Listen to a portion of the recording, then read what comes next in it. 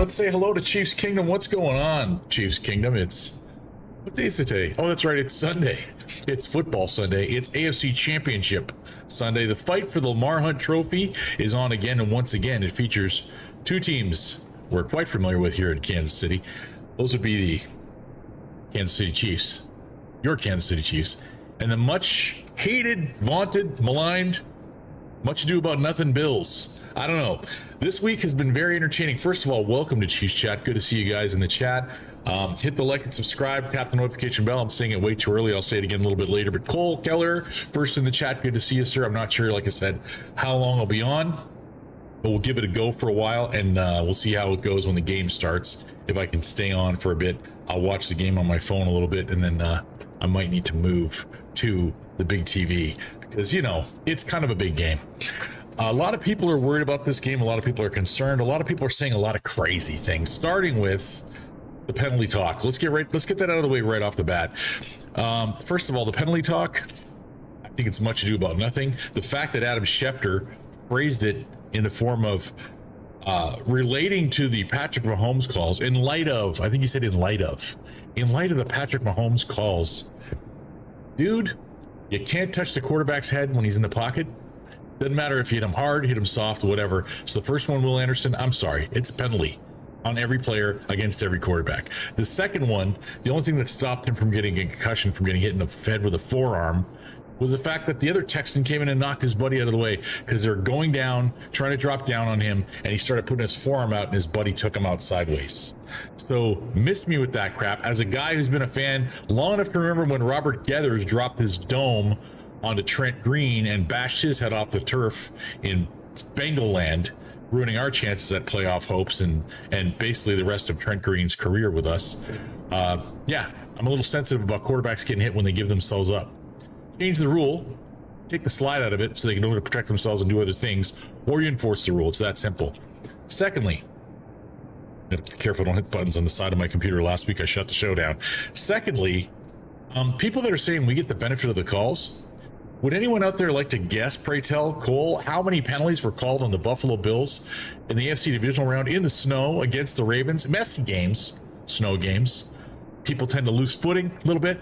Maybe want to clutch and grab. Maybe want to hold somebody, especially if you're primarily a run first team. The Buffalo Bills had one flag thrown last week. One. Single flag thrown all game. I'll show you some review on that really quickly on what should have been a penalty on them. It was a penalty on the Ravens. No one's talking about that. It's just Patrick Mahomes gets all the calls. We're going to go to video of Trey Wingo, because Trey Wingo, ESPN, former favorite because he was a voice of Madden one year, actually the radio commentator guy at Madden, which was awesome. Not in the game, but within the game. Like in the commentary, they would do radio bits and he would riff on stuff. It was pretty cool. He just got fed up and went on a rant about how ridiculous it is that people are saying that we get the calls and the rest favor the Chiefs and blah, blah, blah, blah, blah, blah. So without further ado, let's go to the video review screen. We're going to have to pull it up for you guys because I know it's not going to be in the window because, you know, systems are what they are. They shut themselves down and it's okay. It's all right. We don't mind. I'm going to go ahead and post myself right there. If I can paste that in there. Yeah, I'll make myself smaller. Whoops. Because I disappeared earlier. We'll put that right there. And then we'll bring up the video review screen for you guys. The stuff that's gone on, the shenanigans over the years with the Chiefs, we all know. Chiefs Kingdom, you all know. And people forget. And every once in a while, we got to remind them that, no, in fact, we aren't favored. No, in fact, we don't get the benefit of the doubt most of the time, let alone all the time. So let's remind some people real quick of a few things that have to do with tonight's game. Because tonight's game is refereed by a certain individual that's never with a capital N. I don't know why it says locked in TikTok. I wasn't going there. I was going to this, which is the back-to-back Super Bowl guys. We're going to talk about that in a second. But first, we're going to take a look at, where's my friend? Oh. Bills Ravens team stats. One penalty for 10 yards in a divisional round title game. Can you make that make sense? While you're thinking about that, think about this. Here's a play, interestingly enough, This went to the detriment of the Baltimore Ravens. Tell me if this looks familiar to you as Chief fans.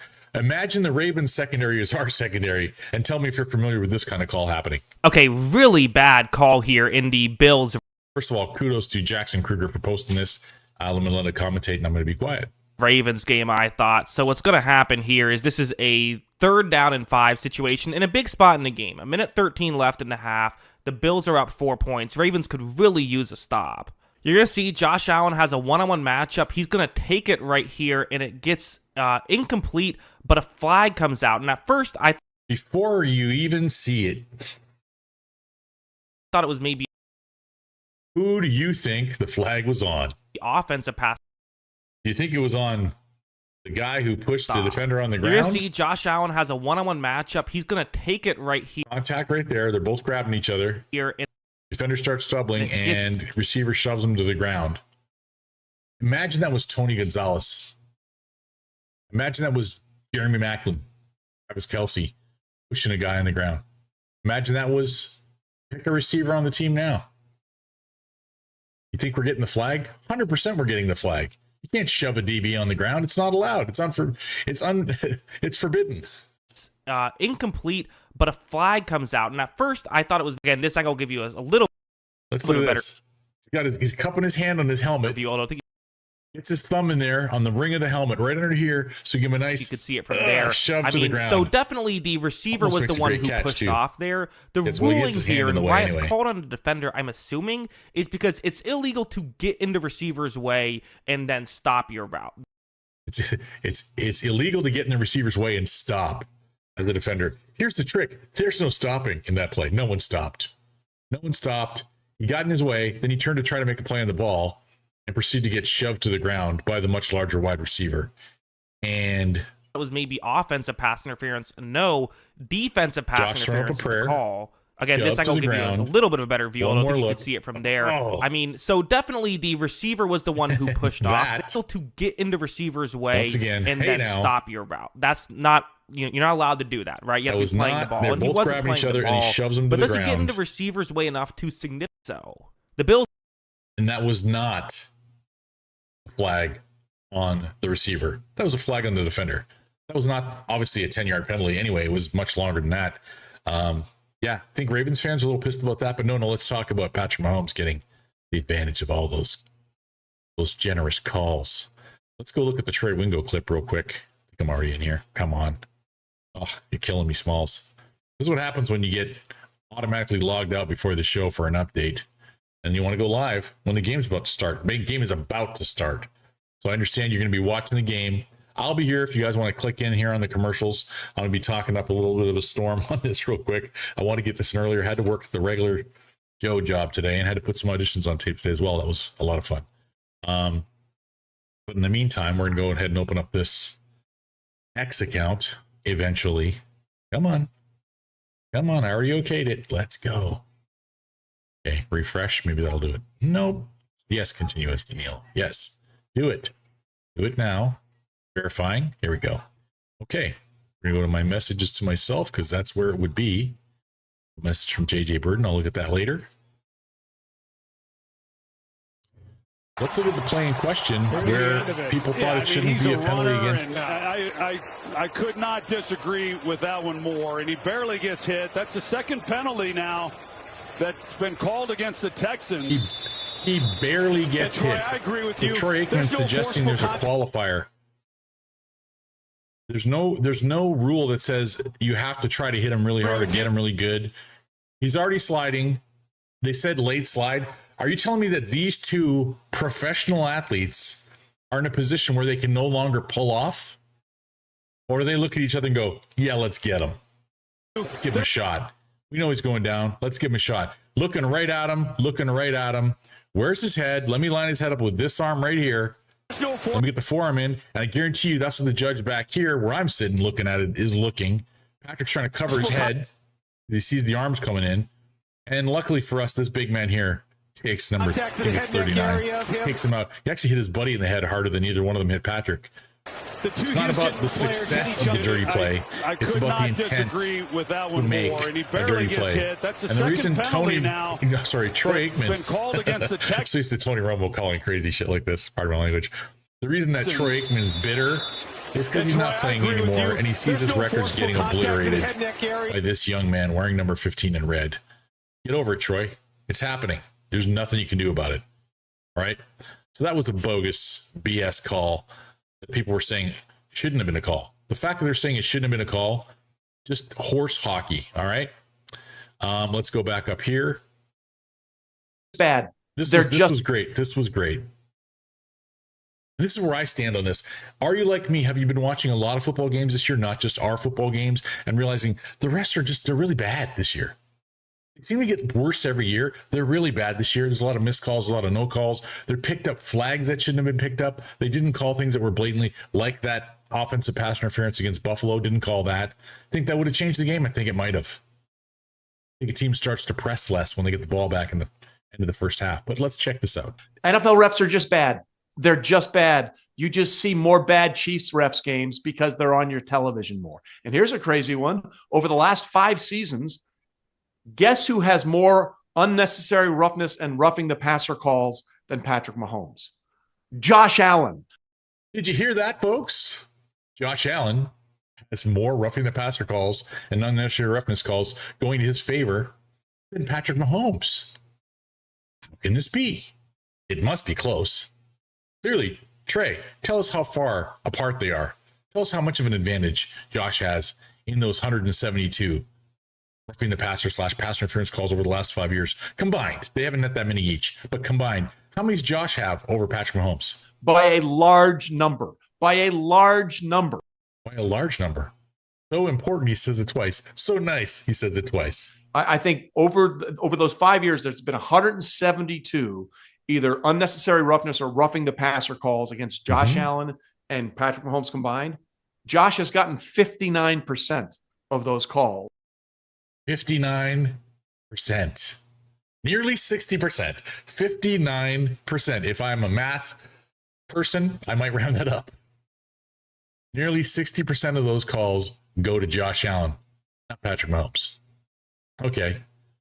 You know, another thing I used to always say, and I still say, and I'm going to do it eventually, I'm going to watch all these games that Patrick Mahomes has played. I'm going to switch over to the game now because I don't want to miss our football game.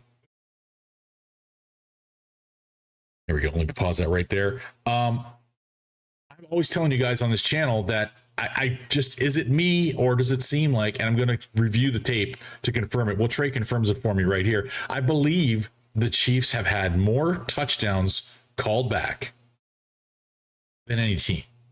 These Patrick Mahomes-led Chiefs have had more touchdowns called back than any team I can remember, ever. And it's not close. Well, let's hear what Mr. Trey Wingo has to say on the matter. To Patrick Mahomes, 41. So suck it up, Buttercups. You're making stuff up and enjoy that tinfoil hat. The numbers are the numbers. I mean, facts are facts. I'm not making this stuff up, okay? Since 2019, the Chiefs have had more touchdowns overturned than any other team in football. But the refs are for the Chiefs. You can't say it any better than that.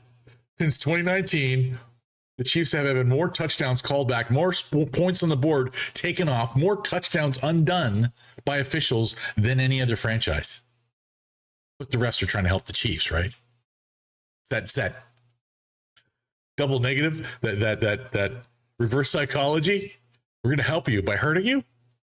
Get out of here. People are like, well, I see it all the time in Chiefs games. Yeah. That's because you see Chiefs games. Okay. Remember, they played every day of the week except Tuesday. He makes a great point here. The Chiefs are on the TV all the time. More people see Chiefs games than any other team, unless they only watch their team and that's all they watch. If you watch football regularly, especially on the primetime nights, chances are you're seeing a handful more Chiefs games than anybody else.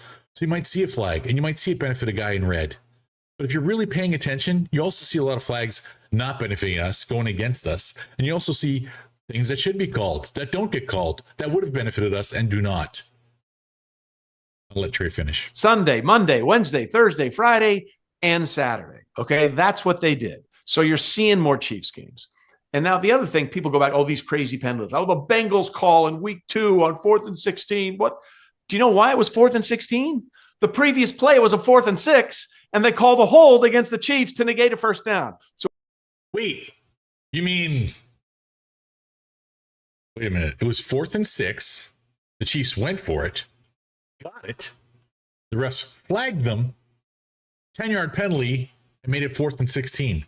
That's a really weird roundabout way to help a team, isn't it? It almost seems like the refs were just calling the game and it didn't help the Chiefs. And then the next play, the Texans decided, well, we're going to take a cheap shot because it's 4th and long. And Patrick takes off and runs and goes for the first down and gets walloped for it. And the refs go, can't do that. Can't do it. Everyone knows the rules. If you hit guys like that, and other people are saying one of these days guys are going to, I just don't like this. It's the same sense a couple years ago when Mike Florio did it on TFT. People talking about, if you're going to do it, you should just tee off on them. Oh, yeah, endorse that. Take shots at the best players in football. I don't want to see Josh get hurt either. If we didn't have Patrick, I'd love to have Josh. Oh, they're doing the national anthem. Hang on a second.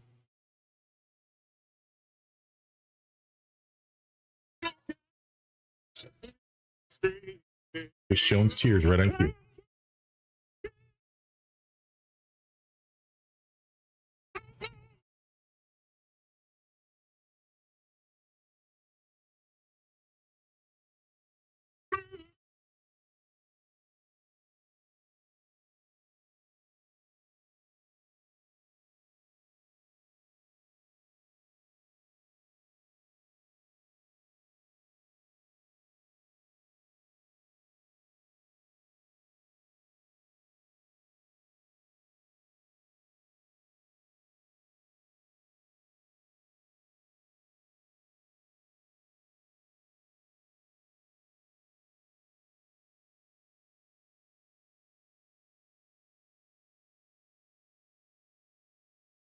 Chiefs! Yes, baby. Got my We the People flag. Love it. They brought a military man in to do the song. Our national anthem, our one and only national anthem. Great job. Great job, America. Anyway, back to the game. Guys, live emoji stream gets the poop emoji. Okay. I'll take the poop emoji. Toilet paper man. It's fine. Looking back here, we got Trey. I think Trey's just about done here. Let's finish this off. For Kansas City, why would you put them in a 4th and 16 situation? Okay. He made his point. He made his point. And then we get this. Now you come. Now is where it get tricky, because now if y'all both come, now I just need to be laid down safely. Right. So you come grab my top half. So we have to say here. So they're so biased against the Chiefs. Good Morning Football, NFL Net, whatever this is. One of these major pundit shows decides they got to have Kevin Hart come on. Wonder how much he made for that appearance. Mr. Philadelphia Eagles fan who went down on the field drunk after they won. And they have him like say, oh, you got to lay me down with a pillow and a blankie because I'm Patrick Mahomes. Once again, who gets more from the passer and unnecessary roughness calls? Oh, yeah, Josh Allen. That's right. So you missed your target by a few miles there. You should be in Buffalo. I was going to show this. Just check this out, guys, when you get a chance. The Red Tribe Cinema. They do a great AFC Championship trailer. If it's not looking great at halftime, maybe watch that trailer because it'll motivate you. Because this team, the game's not over till the game's over. We got somebody. Oh, Matthew McConaughey doing Dick Butkus. I got to see this commercial later. Not right now. This is the kind of play that starting next season could be included in NFL replay assist. Yeah, thank you, Adam Schefter. I like Schefter most of the time. That was pretty douchey though. This was just no fewer than, here you go. I want to mention this to you guys. No fewer than 43 Kansas City players have played in the AFC Championship game. Compare that to just 14 in Buffalo. And some of those guys they added this year that are getting into uncharted territory, trying to get to the Super Bowl with this team that wants to three-peat. DeAndre Hopkins is on a team that's gone there before to the Super Bowl. Now, he's never been to the Super Bowl. Hollywood Brown, never been to the Super Bowl. Kareem Hunt, never been to the Super Bowl. Charles Omenihu won a Super Bowl ring, didn't get to play in the Super Bowl last year, was hurt. Who else? Xavier Worthy was a rookie this year when we played the Bills and lost. Jalen Watson wasn't there when we played the Bills this year. He's going to get to another Super Bowl, hopefully today. That's our goal. What do those guys have in common as well as that? Samaje Perine got to Super Bowl, didn't win it. He's on our squad. What do those guys have in common, except for Samaje? Jalen Watson, Charles Omenihu, and on offense, Hollywood Brown. D-Hop had just got there. Kareem had just got there. Those other guys weren't there. Hollywood, Charles, and Jalen Watson didn't play the last time we played the Bills. And the Bills are playing without Taylor Rapp, who had an interception in that game. So for those people out there who say it's the Bills' time, it's the Bills' turn, I've heard that before, a long time ago. And the last time I heard that was 1993. The Bills, losers of 3 straight Super Bowls. Coming off of a heroic game, took every bit of their fiber to win it. Coming back down 35-3 against the Houston Oilers then. Warren Moon, the man, throws a great spiral. Used all that emotion in that AFC divisional game. Well, AFC championship game. They were in the Super Bowl. I think the same thing is happening right now. We're seeing it happen in real time. Because what happened with that Bills team? They got to the Cowboys and they were driving into a buzzsaw face first. 30-13. They used all that emotional energy to overcome a deficit, to battle a fast, flashy team. The Bills used all that energy and emotion to overcome a physical team in the Ravens in the snow. Donnybrook, if you will. I'm going to use an old term that Len Dawson would have appreciated, rest his soul. And the last time we had a game like that was really emotional and a lot of stuff going on was this game because they had a close one against the Texans and then they came in against us in the AFC Championship and we boxed their ears with a 14-point win. So I feel like all this energy, all this push that's going towards the Bills and all these people. And I was wondering today, am I trying to convince myself of this? I'm like, no, I've been feeling this for like a week now.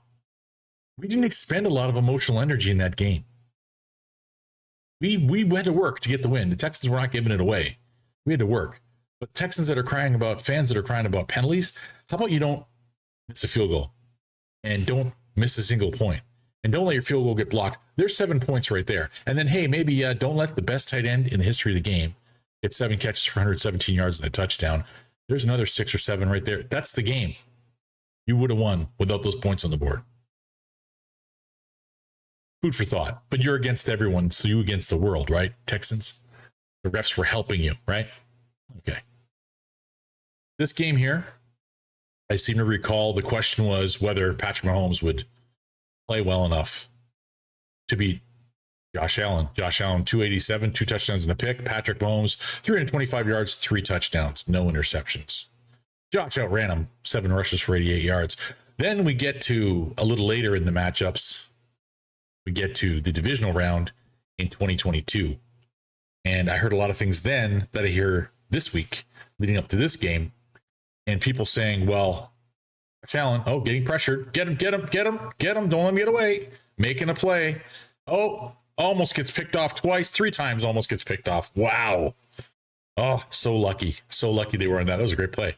Great effort by a lot of great players. It should be, knock on wood, a very good game. I'm excited. I can't believe I'm not watching the whole thing right now. But it's early. I know this game, the tail of the tape should be later in this game, but we'll see. The fact that he got out of that guy's a man-child right there. Oh, Brian Cook and Najee Johnson both had a shot. We're on the punt return. Let's all watch it together, shall we? 16, 15, 14. These are seconds one of these teams might need later on. Actually, the clock stopped, so it's okay. Getting their P's and Q's in order. What we got here? Fair catch at the 10. Throw a flag. Any flags? No flags? Okay. I don't like returns on punts because there's too many bad things that can happen. Anyway, guys, the divisional round in 2022, I seem to recall everyone saying, well, Josh is going to have the better game, clearly. Patrick's got Tyreek Hill, but I mean, aside from Tyreek Hill and Kelsey, it's a bunch of guys, a wide receiver. And Josh has got, Stephon Diggs and Gabe Davis and all these other guys. And then to start the game off, Honey Badger gets injured. We're without Honey Badger on the first big run to the middle by Josh Allen. Honey Badger's out with a concussion. So there goes our safety for the whole game. And Josh took advantage of it to the tune of 4 touchdowns to Gabe Davis. But did he outperform Patrick Mahomes? Surely, at the very least, they said he was going to outrush him. Oh, nice throw. Nice catch. Hollywood Brown. This is the thing. This guy right here, this play that just happened, he's a first down waiting to happen. Snap, the ball's out. Snap, the ball's out, because he gets open so fast. He gives us a little bit of what Tyreek used to give us. I'm excited about that. I'm excited about him and D-Hop, and Worthy on the field at the same time with Travis. Who are you going to double? Who you going to double? We got another play happening right now. Watch this one real quick, and then we'll get a couple more points in. Ball's up. It's out. It's Hollywood. It's 9 yards. I think his knee was down at yards shorter. Maybe they gave him the first down. I don't know. He thinks it's a first down, clearly by his little dance. It says second down. Great effort, though.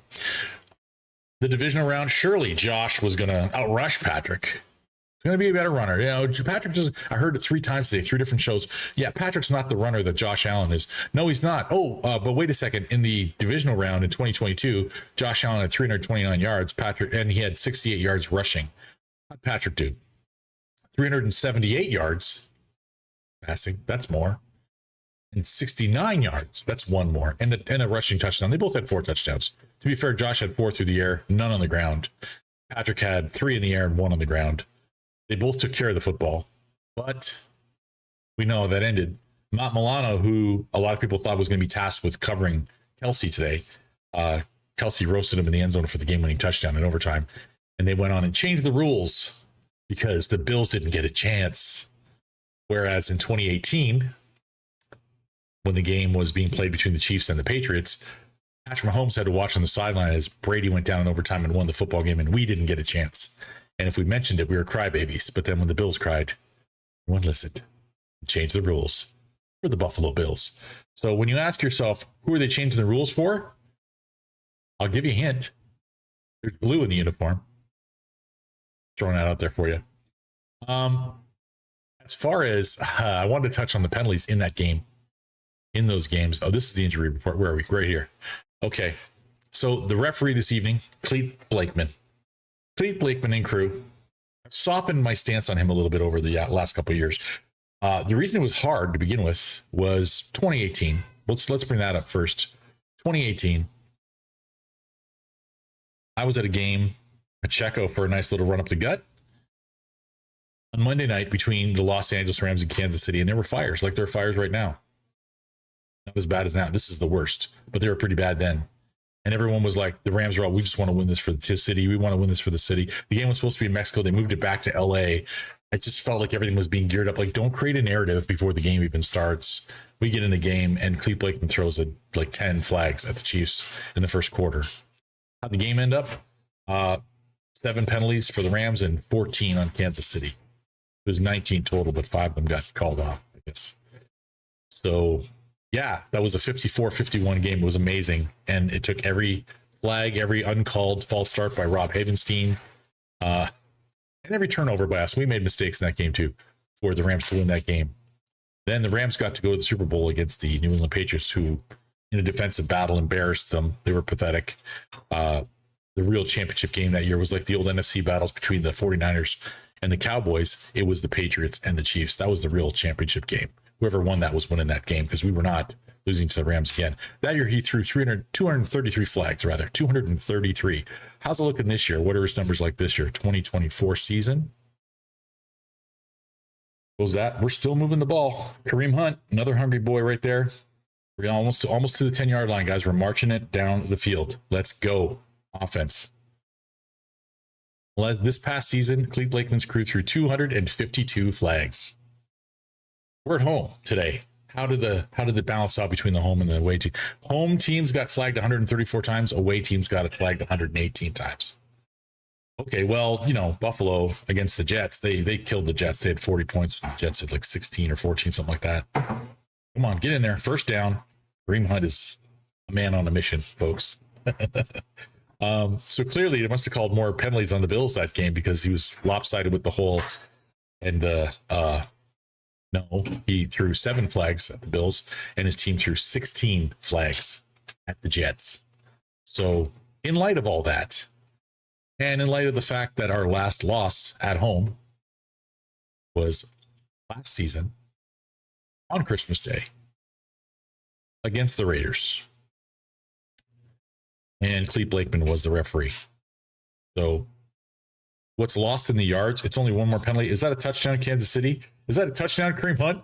Touchdown, Kansas City! Let's go. I sound kind of like a cross between Mitch Holthus and the guy that does the Bucks thing. I can't do Mitch. Mitch has got a distinct sound now. The voice. They call him the voice for a reason. Kareem Hunt, with his first ever AFC Championship touchdown. How good has that got to feel for that guy? He's your X factor, by the way, folks. That was my X factor going into this game. Wanted to tell you guys. If he has a drop off, I still stand by it. He's the X factor of this game. Come on, Harrison. Gotta watch it. Gotta do my little hit it right down the middle. Well, middle-ish. We'll take it. 7-0 Chiefs. Each team's had the ball once. We're up. We get the ball first in the second half. You like the way it's leaning. There's a long way to go. The point of the fact is, with all this stuff going on, if you look at the playoffs here, last year, San Fran, Detroit, they threw a total of 5 flags. Clete Blakeman's club. His crew.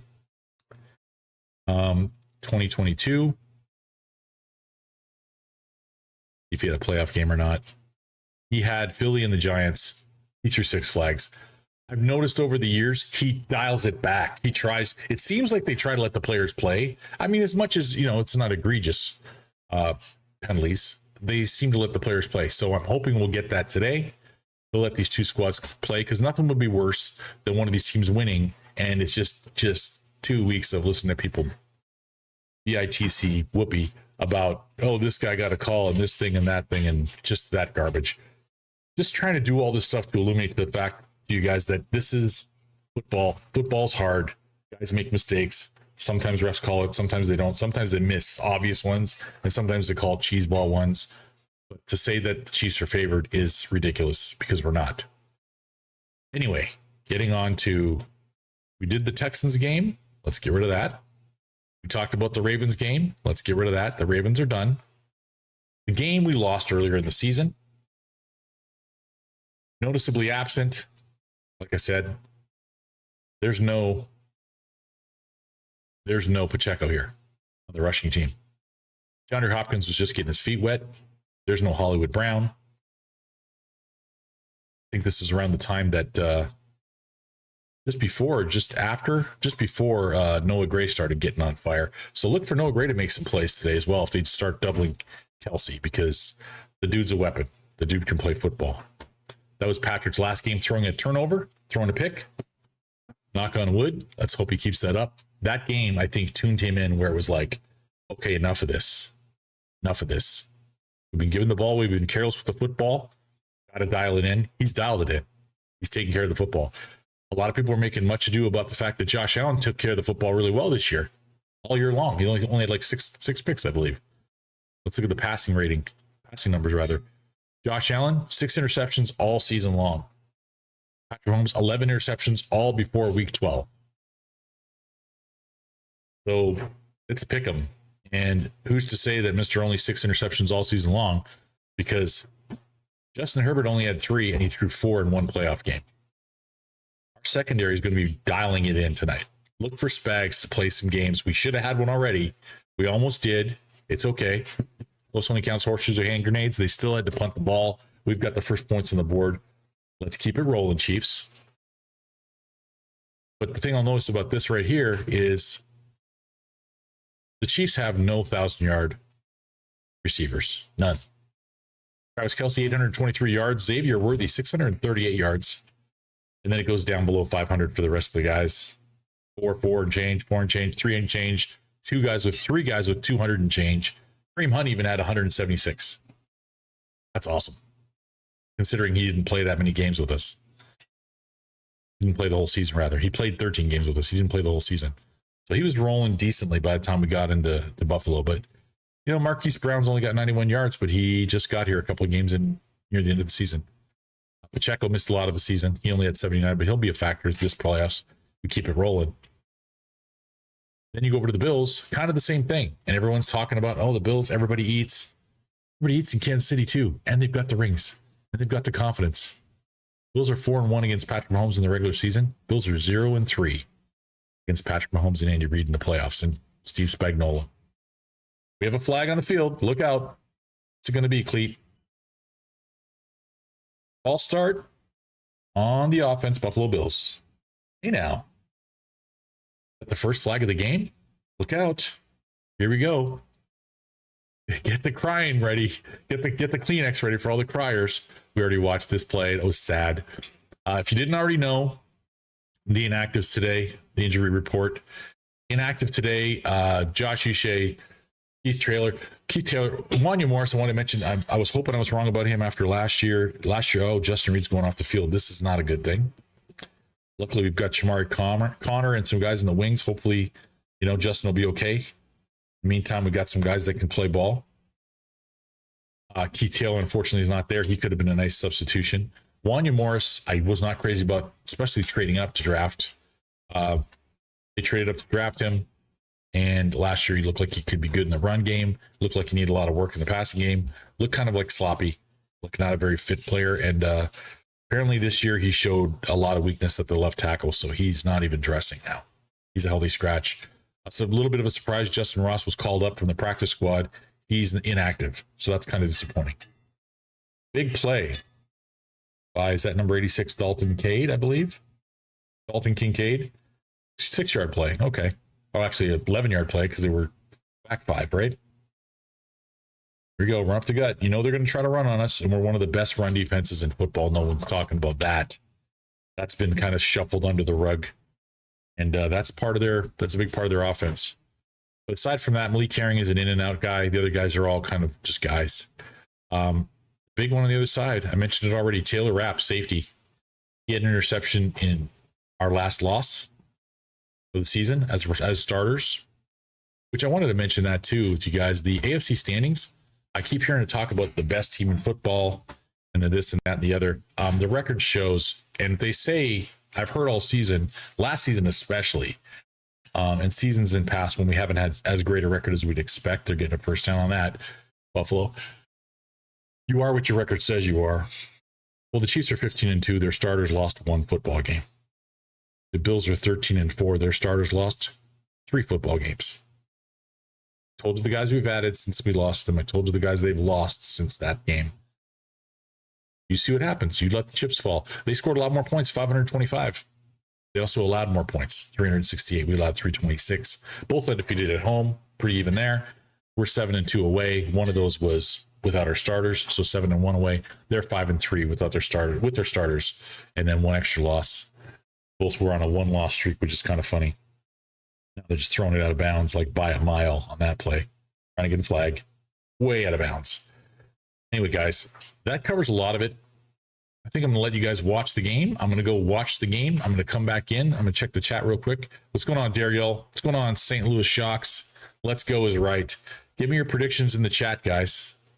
I think I had a different prediction earlier in the week, but I want, while that score would be fun, 42-36 for the Chiefs, I want something like this at the most, 38-24. I want a 14-point win for Kansas City. I know the Buffalo Bills are going to do their dangest to rain on my parade, I'm sure, probably on this drive if they can help it. But I want to win in dominating fashion and shut a lot of the naysayers up, because all I've been hearing all week long is the hate because, well, let's put it this way. Which teams have won back-to-back Super Bowls? And I'll leave you with this. We'll go backwards in order. Your Kansas City Chiefs, 2023, 2024, and they're on path to try to make it 3, which no one's ever done. Modern Super Bowl era, no one has ever won 3 championships in a row. In fact, no one's ever made it to a 3rd straight Super Bowl. Just to win this game would be history for Kansas City. Of course, they wouldn't want to stop there. 2003, 2004 Patriots did not make it.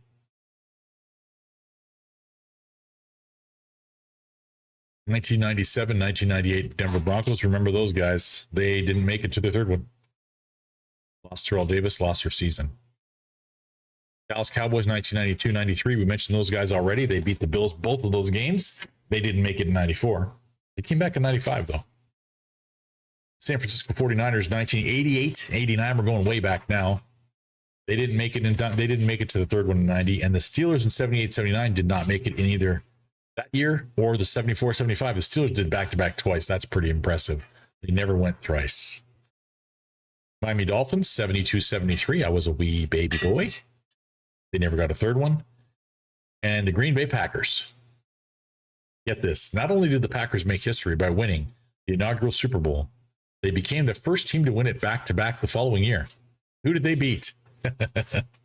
In Super Bowl I, Packers took down the Kansas City Chiefs 35-10. That'd be a great score for today's game, wouldn't it? At Memorial Coliseum in Los Angeles, the Super Bowl II, they beat the Oakland Raiders 33-14 at the Orange Bowl.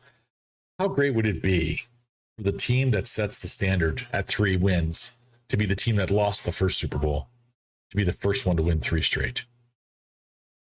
That'd be some rarefied air right there. It would take some teams a long time to get to because there's nobody that's primed right now to do it. Because to do it, they'd have to knock off Kansas City 3 times. We'll see. There's a long way to go for Tom Brady to be caught by anybody. Our young Patrick is hot on his heels. Bills are marching out their field goal kicker. I like seeing this. Let's keep him out of the end zone, boys. 4th and 5, and they're not going for it. 4th and 5 inside the 40. I'd be looking out for some shenanigans here. And if they shenan now, they're likely to shenan again. I can't believe I'm as old as I am. And last week was the first time I heard that stupid dad joke. You can use it if you like. Come on. Thanks. Oh, he's got that. He's money. This is a guy that missed a kick last year in colder weather and snowy weather. And I don't think we can count on him missing today. It could happen, but I doubt it. Guys, let's hope for the best. Let's hope for the best. Let's watch our team go and understand there's nothing we can do to affect the game if we're not in the stadium. That said, anybody in Arrowhead Stadium who happens to be listening or watching this with the scrolling text, if you're watching this game, let's go to the solo screen. If you're in Arrowhead Stadium right now watching this football game, you look down, you see this with closed captions so you can see the words my voice on the screen. I implore you, get loud, be loud, and stay loud, and affect the Buffalo offense. I've seen it happen. I've seen false starts. I've seen delay of games. I've seen the crowd affect games, especially late in the game, to the point that the other team cannot operate effectively. That's all Chiefs Kingdom can do. I mean, you could pray, but I mean, God doesn't play favorites. You got to do the work, people. You got to do the work. I'm going to go enjoy this game with you guys now. In the meantime, enjoy it yourselves. Hopefully you can check this out later if you haven't already seen it, maybe at halftime. But for now, as always, go Chiefs.